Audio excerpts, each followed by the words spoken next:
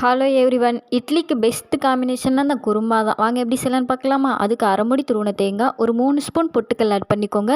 இது கூடவே ஒரு பச்சை மிளகா, ஒரு ஸ்பூன் சோம்பு போட்டு நல்லா அரைச்சி எடுத்து வச்சுக்கோங்க. குக்கரில் கொஞ்சமாக எண்ணெய் சேர்த்து பட்டை 2 கிராம்பு, பிரியாணி இலை எல்லாமே சேர்த்துக்கோங்க. கொஞ்சமாக கருவேப்பிலை சேர்த்து ஒரு பெரிய வெங்காயம் ஆட் பண்ணி 1 ஸ்பூன் இஞ்சி பூண்டு பேஸ்ட்டு போட்டு நல்லா வதக்கி விட்டுக்கோங்க. நான் இது கூடவே ஒரு உருளைக்கிழங்கு கட் பண்ணி ஆட் பண்ணியிருக்கிறேன். நீங்கள் விருப்பம் இல்லைனா ஸ்கிப் பண்ணிக்கலாம். 2 பெரிய தக்காளி போட்டு தேவையான உப்பு போட்டு கொஞ்சம் நேரம் வதக்கி விடுங்க. இது நல்லா வதங்கினதுக்கப்புறம் இதுக்கு தேவையான மசாலா ஆட் பண்ணிக்கலாம். நான் 1/4 ஸ்பூன் மஞ்சத்தூள், அரை ஸ்பூன் கரம் மசாலா, 1 ஸ்பூன் வீட்டு மிளகாய்த்தூள் ஆட் பண்ணியிருக்கிறேன். நீங்கள் வீட்டு மிளகாய்த்தூள் இல்லைன்னா 1 ஸ்பூன் மிளகாய்த்தூளும் 1 ஸ்பூன் மல்லித்தூளும் ஆட் பண்ணிக்கலாம்.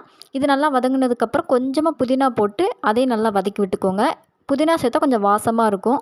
அரைச்சி வச்ச பேஸ்ட் எல்லாமே இது கூட ஆட் பண்ணிவிட்டு இதுக்கு தேவையான அளவு தண்ணி விட்டு ஒரு 2 விசில் விட்டு எடுத்தீங்க அப்படின்னா உங்களுக்கு தேவையான குருமா ரெடி ஆயிரும். நீங்கள் இது இட்லி கூட இல்லை தோசை கூட வச்சு சாப்பிட்டீங்கன்னா நல்லா டேஸ்ட்டாக இருக்கும். வீடியோ பிடிச்சிருந்தா மறக்காமல் லைக் அண்ட் சப்ஸ்கிரைப் பண்ணிக்கோங்க. கடைசியாக கொத்தமல்லி தூவி இறக்குனீங்க அப்படின்னா உங்களுக்கு தேவையான குருமா ரெடி.